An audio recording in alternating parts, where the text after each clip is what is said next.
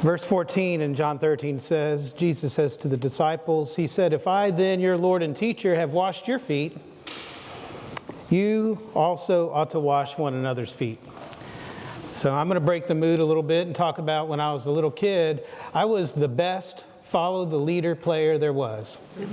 I was so good at playing follow the leader. I could go for it seemed like hours doing whatever it was that the leader did. I would follow behind him. Not only could I do follow the leader, I could do Simon Says. Simon says this. I'm listening hard, right? Did Simon say? I was really good at that. I think I would have made a good disciple. Disciples are supposed to follow their leader. That's what a disciple is. And we use it as a generic term now that talks about a lot of things. But at that time when Jesus was there was a very specific understanding in Jewish culture about a rabbi and a disciple. So a rabbi is like a teacher, only kind of more than a teacher, more like somewhere between a teacher and a master. And the disciples are sort of like students, but also kind of like mentees, future teachers that are trying on the shoes. And there was a saying that a disciple would be covered in the dust of his rabbi. And by that, it means that he would follow so closely behind the rabbi, listening and memorizing everything the rabbi told him and doing everything the rabbi did by example, that he would be literally covered in the rabbi's dust. Now, that was a disciple. And they followed around the rabbi. They had to be selected. This was like kind of getting into Harvard or Yale, depending on the rabbi. They couldn't just go follow any rabbi they wanted. They had to be selected and given the honor to follow the rabbi.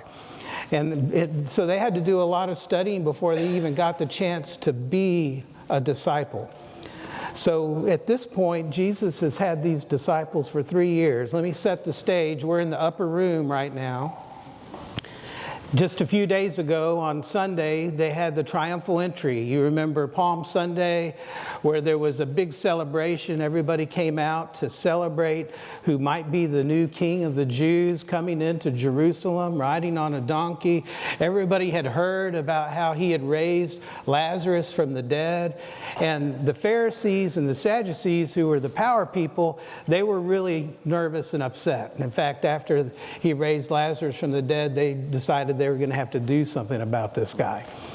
And so he came into the city, and then he was very visible in the city. He went and he cleaned the temple, and he made comments like, if you tear down this temple, I'll build it back up in 3 days. And so he was causing a real stir during those first couple of days of the week. And then on Thursday, he gathers his disciples in this upper room that they had rented. That's kind of like a place where nobody would know where they were. So they're not in the crowds anymore. Now this is just his closest disciples that are in his dust. And he's gonna give them dinner. He's gonna give them supper. And it's a special meal because it's going to be his last meal with them. That's why we call it the Last Supper. And so here we are in John 13, and we hear this story of the foot washing. There's 4 Gospels, and all 4 Gospels talk about the time in the upper room, but only John talks about the foot washing. So I'm going to bounce back and forth a little bit between Luke and John because I want to give you a little context for what's happening. So they're having dinner, and during dinner, Luke tells us that there was a dispute that rose amongst the disciples about which one of them would be regarded as the greatest. And he doesn't tell about what happened after that, which is what we're going to get to in John. He tells about what Jesus said after that, which we'll get to in a few minutes. But John tells us what happened, and he says that Jesus rose from supper. He laid aside his outer garments, and he took a towel, he tied it around his waist, then he poured water into a basin and began to wash the disciples' feet and to wipe them with the towel that was wrapped around him. I want you to use your imagination now and just picture the scene. This rabbi, this master, that they're starting to realize because of his many miracles is sent by God and maybe even the Son of God, gets up, takes off his outer garments, wraps a towel around his waist, and he gets down on his hands and knees and begins to wash their feet. Now, we might be a little nervous about washing each other's feet tonight, but we're all wearing socks and shoes. And we're getting into a nice car and driving here. You know, these guys were walking through the streets of Jerusalem in the dust with sandals on. And all kinds of junk, we're not even going to go into that, is in the streets of Jerusalem, okay? You know, when they got to, you know, they don't have a flushing toilet. They got to just throw the bucket out the window, okay? And there's animals everywhere, okay? And so when you're walking around in the streets of Jerusalem and you come up to have dinner, you know, we tell our children to wash their hands before they eat. Well, they wash their feet before they eat, you know, because they were dirty, you know, and that was the job of a slave. Now, here in the ESV, we kind of soften it up and we talk about a servant, but really this was the job of a slave, someone who was owned by the master of the house. It was their duty when you came into the house, not during supper, but actually before that, to wash the feet of the guests. But apparently that wasn't done, and that was kind of a bit of a faux pas there. But Jesus was going to take care of that, and he got up from supper, while he's eating supper, and got up to wash their feet on his hands and knees. That was shocking. It was shocking to them. I'm going to talk a little bit about how shocking it was and make maybe 4 comments about the picture that you see there. We're going to look at his kneeling. We're going to look at the water. We're going to look at the towel. And then we're going to look at Jesus' method of leadership. Okay? Kneeling. Humility. Jesus was their master and their teacher. So when he took the bowl and the towel to kneel down and wash their feet, it made an impression. Peter reacted. Lord, do you wash my feet? It was with emphasis he said those things. Exclamation. He wasn't going to have that. This is turning power dynamics on their head. Aristotle said that those who were servants deserved to be servants because they were incapable of leading. And it was a great deal that you had a servant and a leader because they had a symbiotic relationship. They needed to be governed because they're not capable, and the other person needed to govern them. Okay, so the idea of them switching places would be ridiculous. Plato at the time said very much the same thing.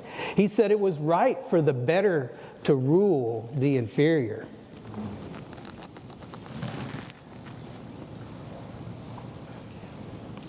Jesus turned that over. Luke explains it a little bit more. In chapter 22, verse 25, he said to them, the kings, Jesus says to the disciples in the upper room, the kings of the Gentiles exercise lordship over them, and those in authority over them are called benefactors. But not so with you. Rather, let the greatest among you become like the youngest, and let the leader be the one who serves. For who is the greater, one who reclines at table or one who serves? Is it not the one who reclines at table? But I am among you as one who serves. Tipsy-turvy, upside down, you can understand why Peter was a little bit shook. He was just sitting there thinking that maybe he was going to be the greatest. They were having a little debate about that. And now, his master is on his knees. The humility of the master serving the servants is a signpost that points to the truth of the gospel. The Word became flesh and dwelt among us, John says, and he humbled himself to become obedient to death, even death on a cross, Paul says in Philippians. The humility of the Master. He said, you got to do like I'm doing. If you want to be a leader, you have to be a servant. The second thing, the water. The water stands to me for righteousness. Okay? We teach our children, as I said, to wash their hands because we know that germs that are on your hands, if you get them in your mouth, can make you physically sick. In the same way, sin can make us sick spiritually, can make us sick in our hearts and in our minds.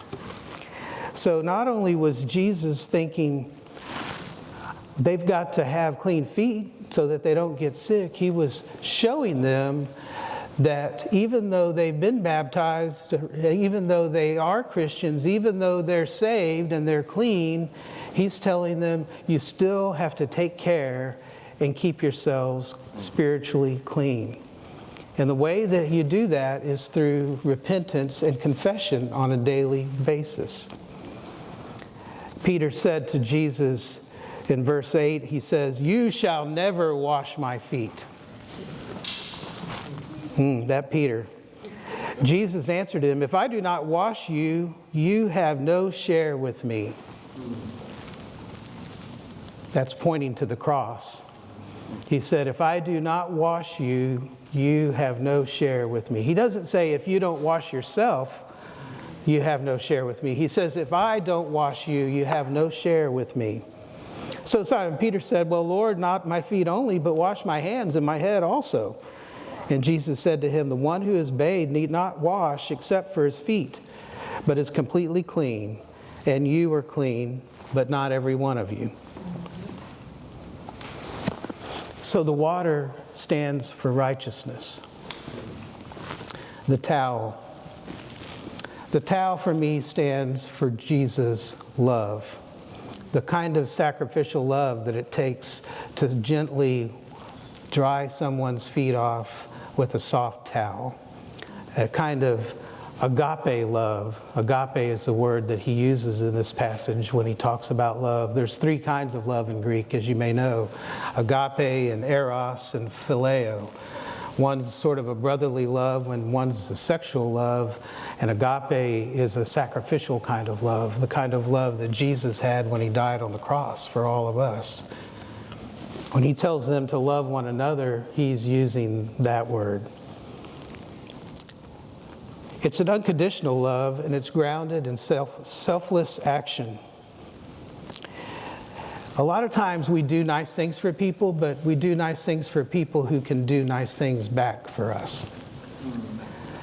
And, you know, cleaning somebody's feet, it benefits the person whose feet are getting clean, and it might even feel nice to them, but it's really not much of a benefit to the person cleaning the feet.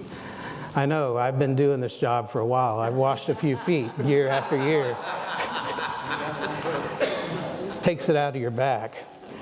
You'll find out. Just give it a few minutes. But this picture of the Master kneeling on the floor, washing and carefully drying our feet, points to a far greater service and a far greater sacrifice that will happen tomorrow on Good Friday. Fourthly, his leading. As I said, I was really good at playing the follow the leader when I was a kid, but I got really bad at it as I got older. You know, it's like when somebody tells you to do something as you get older, you want to push back, or you want to say, yeah, but, or you know, that's not you're not going to win following the leader doing that. And the disciples were a bit like that, as you can tell. But Jesus led by example. That's what a good rabbi does. He teaches, but he also does the things that he teaches. Children are also good at another thing. That's like their little lie detectors and hypocrisy detectors. You know, from the back of the seat of the car, they hear you talking, mom and dad, and when you say something that's not right, you think they're like with their headphones on back there, but then they pop up and say, wait a second, that's not what happened. You know, so Jesus did the same thing that he said. We call that authenticity, when your actions meet your words. In John 13, verse 12, as Jesus says, do you not understand what I have done for you? You call me teacher and Lord, and you are right, for so I am. If I then, your teacher and Lord, have washed your feet, you also ought to wash one another's feet. For I have given you an example, and you should do just as I have done for you. Truly, truly, I say to you, a servant is not greater than his master, nor is a messenger greater than the one who sent him. It's an interesting statement. A servant, a doulos, a slave, is not greater than his master, nor is a messenger, apostolos, an apostle, greater than the one who sent him. You know, he's talking right to these guys. He's saying, look, you know, you're fixing to have a big job. You're going to be messengers of mine. And I need to know before I leave that you understand that you're not going to be like those other leaders. You're not going to lead from behind. You're going to lead from in front. Jesus led by example. Now, I want to tell you a little story to kind of give you a sense of how he might have been heard by his disciples. In Acts 9, chapter 36, we learn about a disciple. Let me just read one verse here. In Joppa, there was a disciple named Tabitha. In Greek, her name is Dorcas. She was always doing good and helping the poor. Now, I want you to know something. As I said, a disciple is a very specific term in the New Testament. And this is the only time that this term appears in the New Testament in the feminine form. Tabitha was a disciple. And it tells you that she was a disciple because she was always doing good and helping the poor. She was following in her rabbi's footsteps. Can you sense the dust on her? Of course, the story of Tabitha is an interesting story. She dies after an illness there in Acts 9. It goes on to say in verse 39, Peter went with them, and when he arrived, he was taken upstairs to the room where Tabitha was, where she'd been set on a table, cleaned off, ready to be buried. All the widows stood around him crying and showing him the robes and other clothing that Dorcas had made while she was with them. So apparently one of the things that she did for the poor was to make them clothes. In verse 40, Peter sent them all out of the room, and he got down on his knees and prayed. And turning towards the dead woman, he said, Tabitha, get up. And she opened her eyes, and seeing Peter, she sat up. He took her by the hand and helped her to her feet. Then he called the other believers, especially the widows, and presented her to them alive. And this became known all over Joppa, and many people believed the Lord. Peter stayed in Joppa for some time with a tanner named Simon. So today, I want you guys to put on your imagination, and as we witness and participate in the retelling of this living parable of Jesus' act of service, let us consider how, like Tabitha, our life of humility and righteousness and love for one another and authentic service is recognized by other people and is consecrated by God to serve as a modern representation of Jesus' life and gospel story. Amen.